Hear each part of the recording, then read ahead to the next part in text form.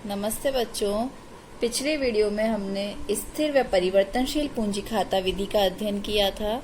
आज हम इन दोनों विधियों में अंतर समझेंगे।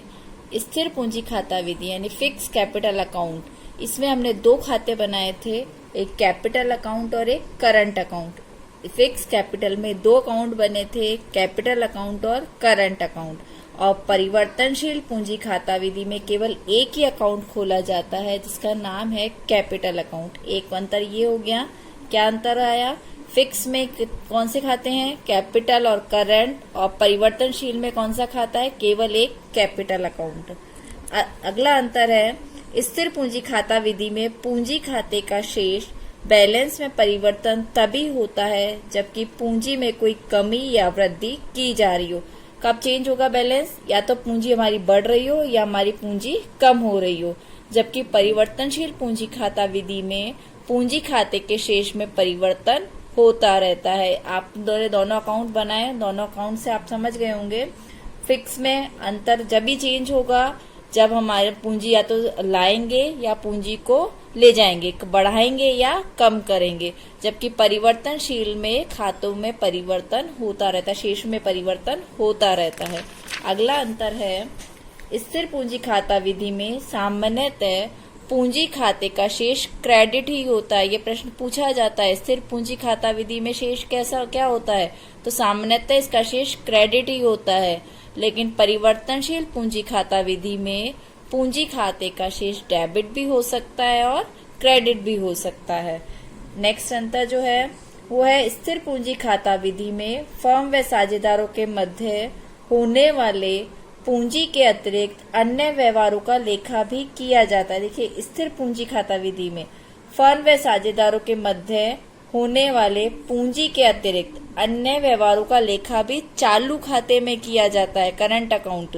जबकि परिवर्तनशील पूंजी खाता विधि में पूंजी सहित सभी लेन देनों का लेखा पूंजी खाते में ही किया जाता है। यानी केवल कैपिटल अकाउंट बनाते हैं हम, उसमें तो सारे लेन देन कैपिटल अकाउंट में लिखेंगे और इसमें क्या करेंगे? करंट अकाउंट में लिखेंगे। ठीक है, आया समझ में? दोनों में ये अंतर आपको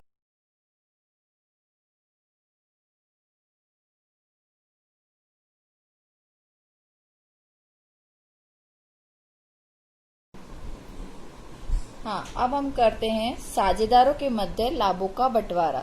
देखिए, अब एक नया अकाउंट बनाना सीख रहे हैं जिसमें है साझेदारी फर्म में शुद्ध लाभ अथवा हानि का बंटवारा करने के लिए एक अकाउंट बनाएंगे जिसका नाम होगा लाभ हानि नियोजन खाता, यानी P&L एप्रोप्रिएशन अकाउंट। इसमें क्या किया जाता है? P&L एप्रोप्रिएशन अकाउंट, सबसे पहले ध्यान दीजिए, ये एक नाम मात्र का खाता है। कौन सा खाता है? नाम मात्र का खाता।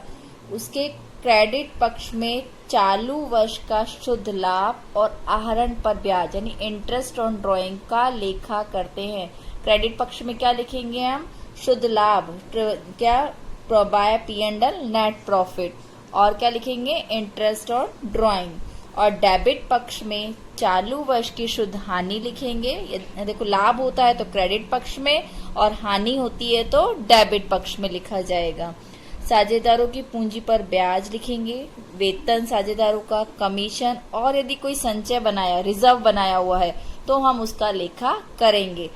इस खाते के दोनों पक्ष का जो अंतर आएगा, यानी डेबिट और क्रेडिट साइड का जो अंतर आएगा, उसे हम विभाजन योग्य लाभ हानि खाता होता है वो जो साझेदारी के, उसे लाभ विभाजन अनुपात में बांट दिया जाएगा। यानी क्वेश्चन में जो भी आपको लाभ विभाजन अनुपात दिया जाएगा उसमें हम बांट देंगे। और एक चीज आपको सल्लेख का अभाव का नियम यदि याद हो कि प्रश्न में यदि अनुपात नहीं दिया हुआ तो हम लाभ हानि को किस अनुपात में बांटेंगे? बराबर बराबर बांटेंगे, सभी साझेदारों में बराबर बांटा जाएगा।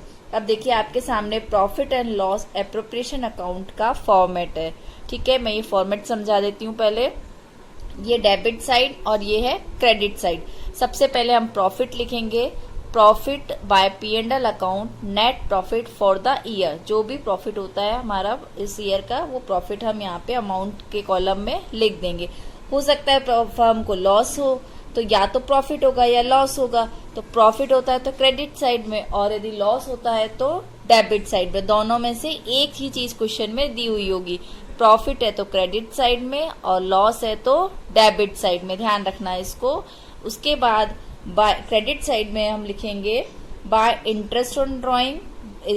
बाय इंटरेस्ट ऑन ड्राइंग देखिए साझेदार ए और बी, हो सकता है एक ही साझेदार हो तो केवल ए का नाम आ जाएगा, दो साझेदार है तो ए और बी, तीन है तो ए बी सी, इस तरह से हम नाम लिखेंगे ए बी और हम उसके आगे अमाउंट लिख देंगे।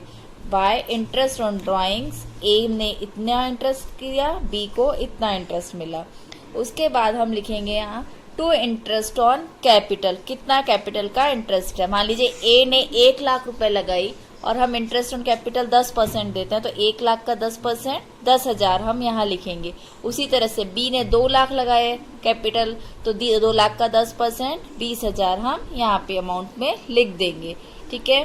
उसके बाद पार्टनर्स की सैलरी, देखिए सैलरी में ध्यान देना है आपको, प्रश्न में क्या कहा गया है, 2,000 रुपए पर मंथ सैलरी दी है या पर एनम भी देता है, तो क्वेश्चन में ध्यान देना है आपको, पर मंथ सैलरी दी है तो इंटू 12 करना है, पर एनम जैसे 20,000 रुपए पर एनम तो यहाँ पे पूरा का पूरा 20,000 लिख देना है।